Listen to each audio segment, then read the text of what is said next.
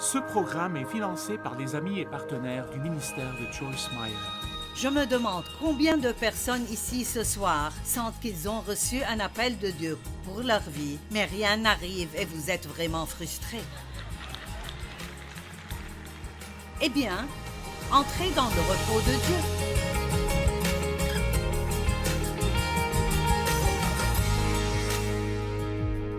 Je veux vous parler ce soir d'entrer dans le repos de Dieu, mais d'une façon qui est en quelque sorte unique. Mon message ce week-end, ce soir et les deux messages demain sont intitulés « Siéger, se lever, marcher et courir ». Cela sonne peut-être bizarre. De quoi parles-tu? Eh bien, chacune de ces choses que la Bible nous dit de dire « s'asseoir », tenir ferme en Dieu, tenir ferme contre l'ennemi, tenir ferme et attendre notre percée, marcher en Dieu, marcher dans l'amour, marcher dans la foi, marcher dans la paix et courir notre course. Mais dans cet ordre-là,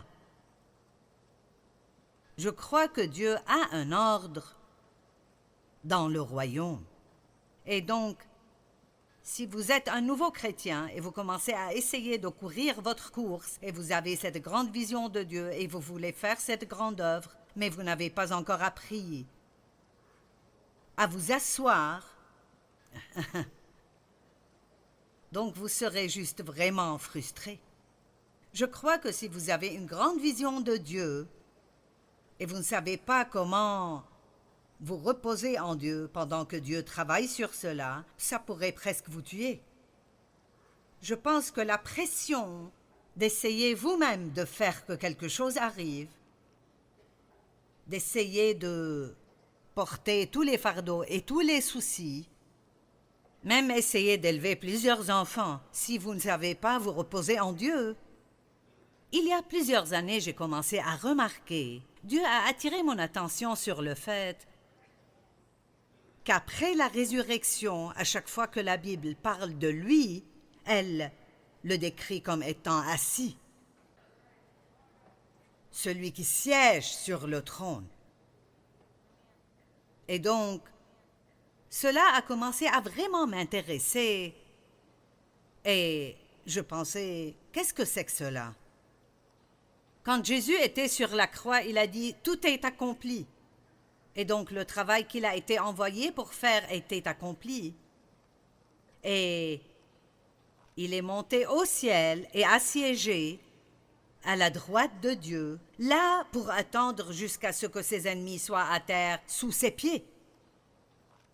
Maintenant, je vais vous dire quelque chose d'intéressant.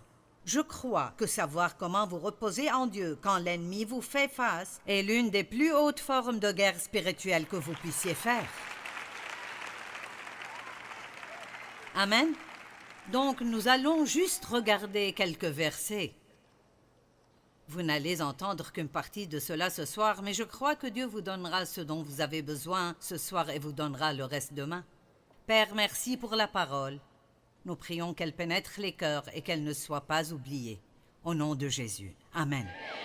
Éphésiens 1, 19 à 22. Et pour que vous connaissiez et compreniez quelle est l'extraordinaire grandeur de la puissance qu'il met en œuvre? Combien d'entre vous croient que Dieu est tout-puissant? Très bien. Mais vous ne voulez pas manquer ceci. En notre faveur. Vous n'avez pas compris. En notre faveur. Il n'a pas simplement la puissance, mais cette puissance est à nous qui croyons. Qui croyons. Vous pouvez croire que vous êtes faible et que vous ne pouvez rien si vous le voulez. Mais j'ai décidé de croire que je suis forte et que je peux. Cette puissance, en effet, il l'a déployée dans toute sa force en la faisant agir en Christ lorsqu'il l'a ressuscité. Donc la même puissance qui a ressuscité Christ d'entre les morts demeure en nous. Et l'a fait siéger à sa droite, dans le monde céleste. Que tout le monde dise siéger. Il est placé bien au-dessus de toute autorité, puissance et de tout nom qui puisse être cité. Et tout a été placé sous ses pieds. Et ceci est important pour nous parce que je vais vous montrer un verset dans Éphésiens 2 qui dit que nous siégeons en lui. Donc, je suis en fait à 2 endroits ce soir. Je marche ici sur cette plateforme, mais spirituellement, je siège dans les lieux célestes avec Christ. Et siéger veut dire une chose. Je suis entré dans le repos de Dieu. Je ne m'inquiète pas de ce que vous pensez de moi, ni de si vous aimerez mon message ou non. Je ne m'inquiète pas de ce qui sortira de ma bouche après, parce que j'ai confiance que Dieu le sortira. Mais quand j'ai commencé, je ne savais pas comment faire cela du point de vue du repos de Dieu. Je voulais que tout le monde m'aime. Et donc, si quelqu'un se levait et partait pendant que je prêchais, j'étais dévastée parce que j'étais sûre qu'il ne m'aimait pas. C'est étonnant tous les mensonges que le diable vous dira si vous ne savez pas qui vous êtes en Christ. Allez maintenant, j'ai dit, c'est étonnant tous les mensonges que le diable peut vous dire si vous ne savez pas qui vous êtes en Christ. Je me souviens de quand une dame est venue une fois et elle était assise devant dans la 2e ou la 3e rangée. Elle était de côté. Et j'avais prêché pendant peut-être 10 minutes et elle s'est levée et est partie. Eh bien, j'apprenais encore comment siéger. Et j'essayais de courir ma course, et je ne savais encore rien sur rester dans le repos de Dieu. Et donc, je me sentais mal tout le reste du sermon parce que je pensais, elle n'a pas aimé ce que je disais, elle ne m'a pas aimé. N'est-ce pas merveilleux d'être libéré, de vous occuper de ce que les gens pensent de vous et de s'ils vous aiment ou non? Et donc, quelqu'un m'a dit le jour suivant, on ne me l'a pas dit ce jour même, Dieu m'a donné un jour pour être misérable. Et quelqu'un m'a dit le jour suivant, une dame m'a dit de te dire qu'elle était ici hier soir, et elle a dû partir pour aller au travail, mais elle t'aime tellement que ça valait la peine pour elle de conduire jusqu'ici, juste pour t'entendre pendant 10 minutes. Maintenant, c'est le genre de choses que le diable fait. C'est comme, il nous dit des choses qui sont totalement fausses, mais si nous ne savons pas comment nous reposer en Dieu, vous voyez, si ce qu'elle pensait de moi importait beaucoup trop pour moi, alors je ne pourrais pas entrer dans le repos de Dieu parce que je serais préoccupée par ce qu'elle pense de moi. Allez, je veux que des personnes soient libérées ce soir. Et je crois qu'il y a un ordre.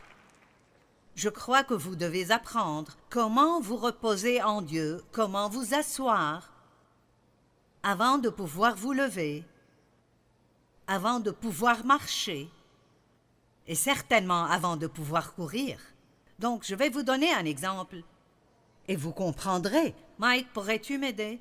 Je faisais cela moi-même avant, mais je pense que ce n'est plus pour moi et je laisserai quelqu'un d'autre le faire. Donc, pourrais-tu te coucher? Très bien, maintenant.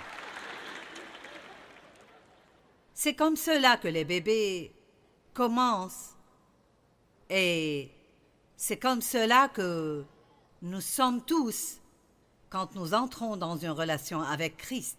Nous n'en pouvons plus. Amen. Et peut-être que quelqu'un ici aujourd'hui se dit aussi, oui, c'est cela, je n'en peux plus. Eh bien, nous avons la réponse pour vous ce soir.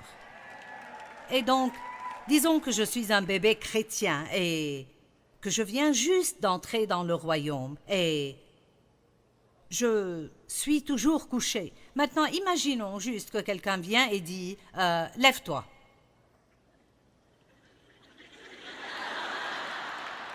C'est impossible pour vous de vous tenir debout de cette position. Vous devez d'abord vous asseoir.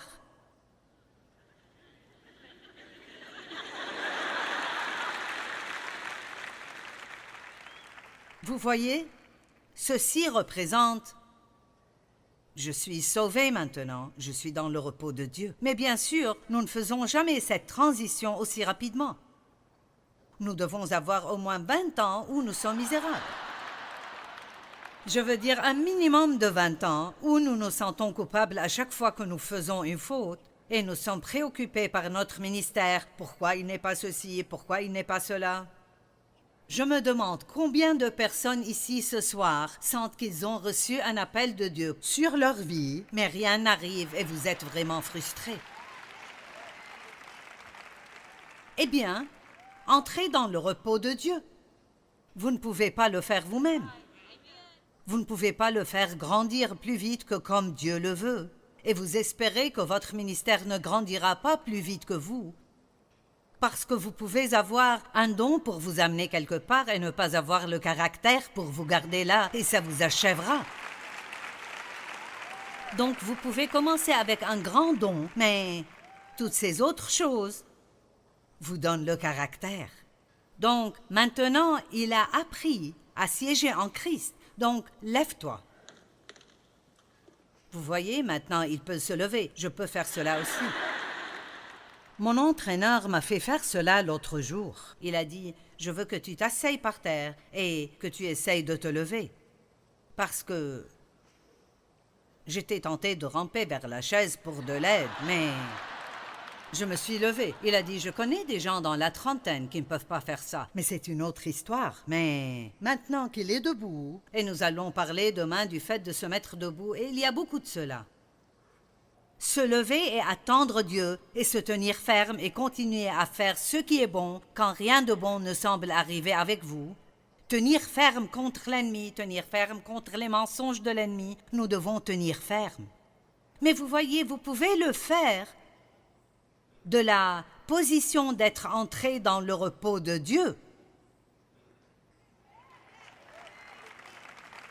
Ce que je veux que vous compreniez est que tout peut être fait après être entré dans le repos de Dieu. Et quand je parle du repos, je ne parle pas d'une sieste, je parle du repos interne, là où vous n'avez pas à vous inquiéter. Vous n'avez pas besoin d'être rempli d'anxiété, ni d'avoir peur, ni d'essayer de tout comprendre tout le temps, ni d'avoir toutes les réponses. Vous pouvez être dans le repos de Dieu et vous pouvez faire ce que Dieu vous dit de faire et vous n'avez pas besoin d'aller plus loin que cela parce que tout ce qu'il demande de vous est ce qu'il vous donne à faire et il s'occupera du reste. Maintenant, marche un peu. Juste marche un peu. Marchez dans l'amour, marchez dans la paix, marchez en Christ. Ne marchez pas comme les païens marchent. Maintenant, cours ta course. Vous voyez, maintenant il peut courir. D'accord, tu peux aller t'asseoir, merci. Vous voyez, une image vaut 1000 mots. Romains 4,17 dit « Le royaume de Dieu, ce n'est pas le manger et le boire, mais la justice, la paix et la joie par le Saint-Esprit. » Et ça doit venir dans cet ordre. Apprenez d'abord qui vous êtes en Christ, que vous avez été rendu juste en lui. Puis vous pourrez avoir la paix avec Dieu et la paix avec vous-même. Et quand vous avez cela, alors vous pouvez avoir la joie. Mais juste être sauvé ne vous donnera pas la joie, parce que si vous ne savez pas qui vous êtes en Christ, vous ne serez jamais, jamais, jamais constamment heureux. Parce que si vous êtes insécurisé et vous ne savez pas qui vous êtes en Christ, je sais qui je suis en moi-même. Pas beaucoup, je fais des erreurs. Il y a quelques trucs dans ma vie concernant lesquels je suis arrivé à la conclusion que Dieu ne me les prendra pas. Il me laissera les garder juste pour me garder humble. Et vous ne serez peut-être pas d'accord avec ceci, mais il y a une parole qui dit que Dieu garde une certaine quantité de faiblesse en nous pour que nous dépendions toujours de lui. Vous n'arriverez jamais au point où vous feriez tout parfaitement. Jamais. Et donc, je pense que je serai toujours un peu bavard. J'ai fait beaucoup de progrès, mais... Oh, je peux prier. Dieu observe et garde ma bouche pour que je ne pêche pas devant toi avec ma langue. Et je sors de la chambre où je priais et blablabla.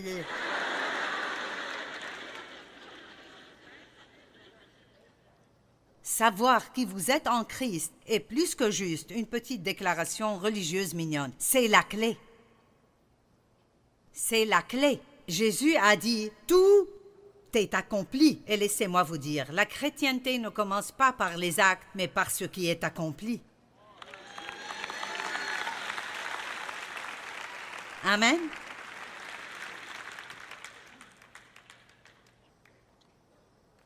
Hébreux 1:13. Auquel des anges a-t-il jamais dit « Assieds-toi à ma droite, jusqu'à ce que je fasse de tes ennemis ton marchepied ». Vous pouvez entrer dans le repos de Dieu et juste attendre que Dieu combatte le diable et le remette à sa place. La meilleure façon de combattre le diable est juste de rester dans le repos de Dieu. Ne le laissez pas vous énerver. Il ne sait pas quoi faire de vous si vous ne vous énervez pas.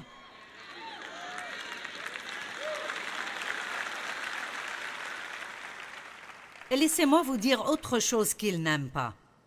Il n'aime pas quand il vous donne un grand problème et vous continuez à vivre votre vie alors que Dieu s'occupe de votre problème. Avez-vous entendu ce que j'ai dit? Vous pouvez vivre pleinement votre vie, même si vous avez un problème. Dieu ne vous demande pas de réparer votre problème. Il vous demande de lui faire confiance pendant qu'il répare votre problème. Et je pense que plusieurs personnes ici ont besoin d'entendre ceci ce soir. Je me rappelle être passé par là. Tu ne peux pas t'amuser et profiter de la vie si tu as ce problème. Je m'énervais tellement contre Dave parce que les premiers temps, nous n'avions pas d'argent et il y avait toujours plus de factures qu'il n'y avait d'argent. Et j'ai dû quitter mon travail à temps plein dans l'obéissance envers Dieu pour préparer pour ce grand ministère que je pensais que j'aurais et j'enseignais toujours à 25 personnes chez moi.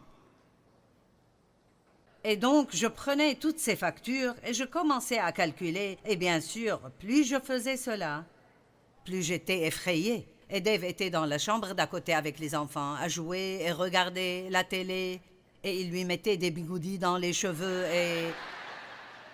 Je disais, vous ne toucherez pas mes cheveux. Et je m'énervais contre lui parce qu'il jouissait de sa vie et nous avions un problème. Allez, vous savez? Oh, ça m'énervait vraiment. Et je disais... Pourquoi ne fais-tu pas quelque chose? Nous avons des problèmes ici. Pourquoi ne fais-tu pas quelque chose d'autre que de rire et d'agir comme si c'était une grande fête? Il a dit, que veux-tu que je fasse? Tu sais combien d'argent nous avons? Nous obéissons à Dieu. Dieu prend soin de nous tout le temps. Il ne nous a jamais abandonnés. Il ne nous a jamais laissés tomber. Mais je ne connaissais pas ce principe du repos en Dieu et je voulais savoir comment Dieu le fera et quand il le fera. Je n'étais pas satisfaite dans la confiance et l'attente. Donc je dirais ceci encore une fois, c'est important. Vous avez la permission de profiter de votre vie pendant que Dieu travaille sur votre problème. Et pour certains d'entre vous, ceci valait la peine de venir ce soir. Dans l'Apocalypse, Jésus est toujours décrit comme siégeant à la droite de Dieu.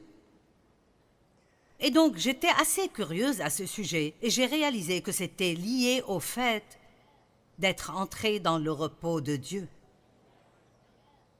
Et il y a une raison très importante pour laquelle la Bible dit toujours qu'il siège, qu'il siège, qu'il siège.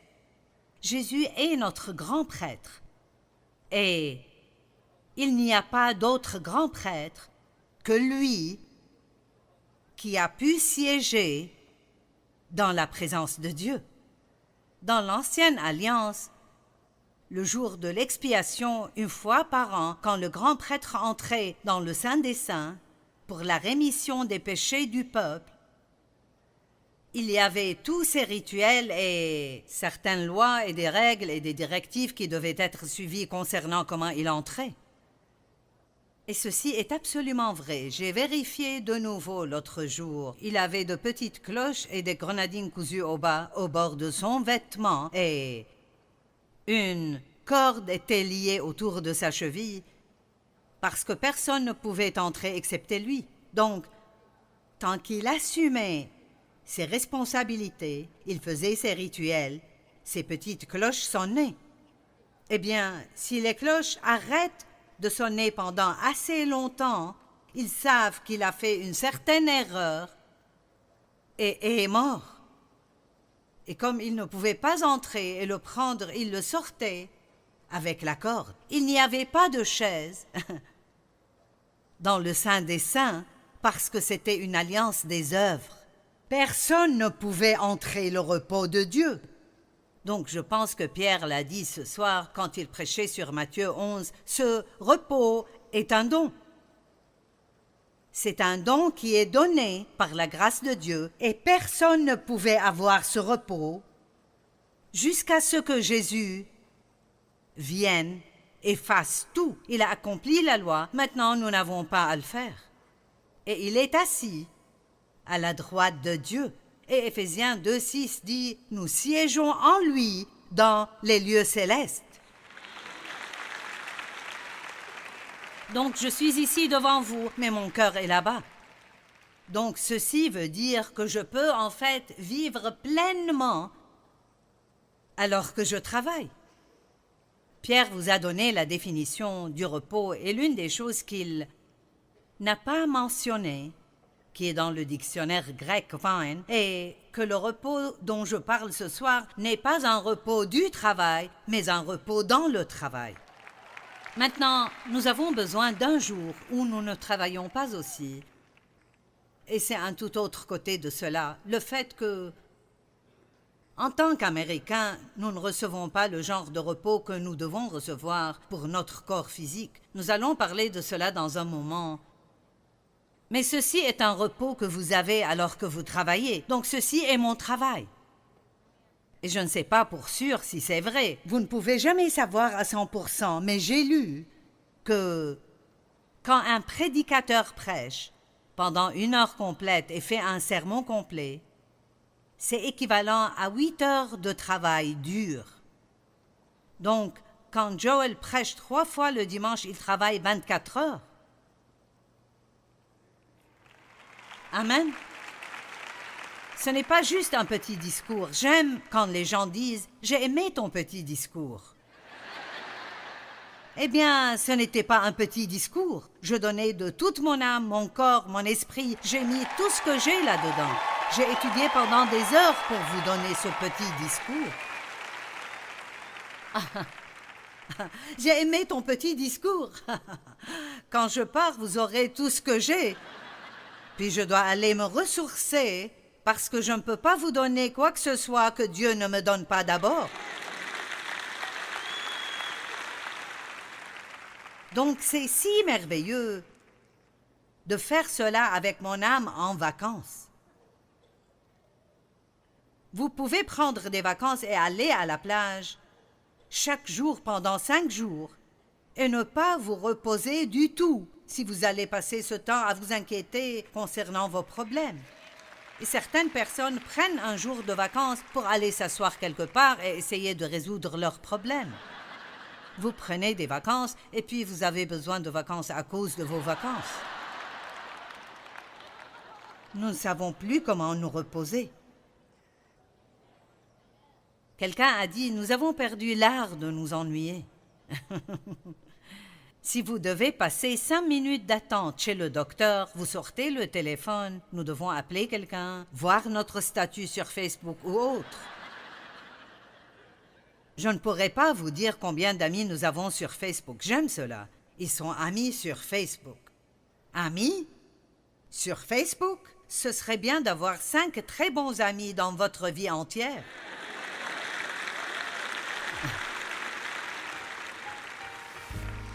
C'était drôle quand cela a commencé et les gens m'envoyaient des messages pour dire « Seras-tu mon ami sur Facebook ?» Et je ne le faisais pas, je disais « Je suis déjà ton ami ». Apprenons comment rester assis en Christ en tout temps. Et cela veut dire entrer dans son repos, lui confier tous nos fardeaux, pour que nous puissions profiter du repos de Dieu et ensuite nous pourrons faire ce qu'il nous demande de faire. Rester assis est juste la première étape dans notre relation avec Dieu.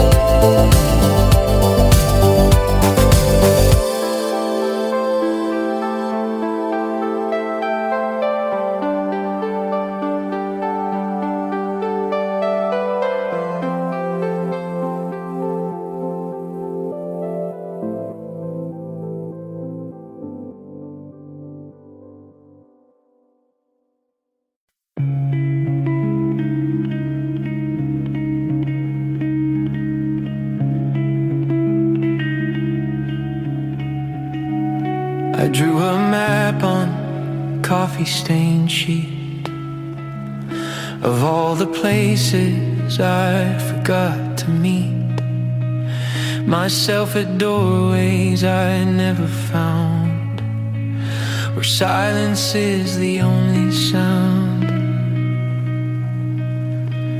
I marked an X where time stood still and circled places I couldn't feel.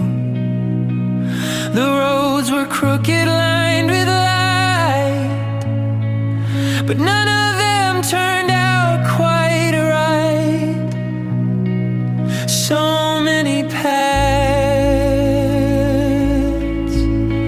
with no goodbye.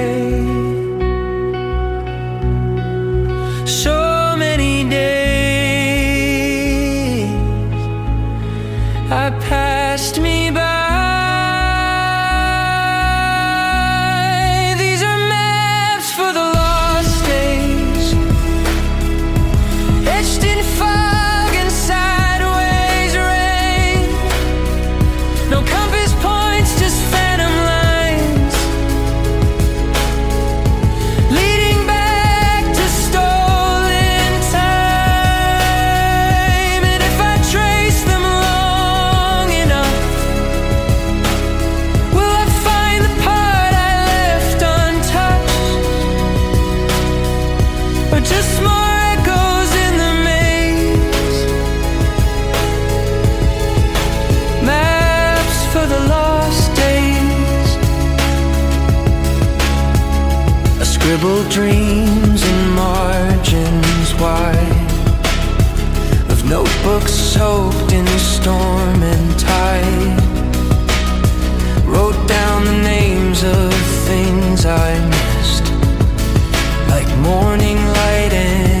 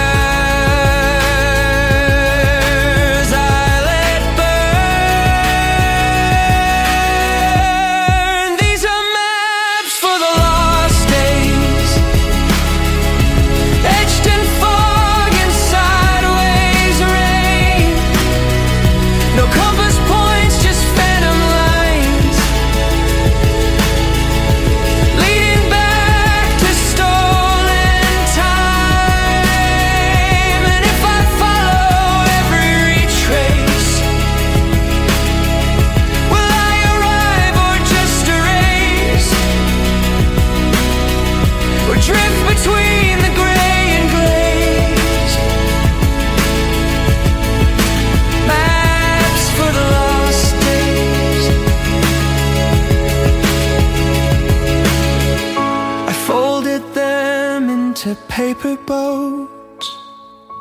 Let rivers carry all my notes, and though the ink begins to run, the journey's end is not undone. These are maps for the lost days.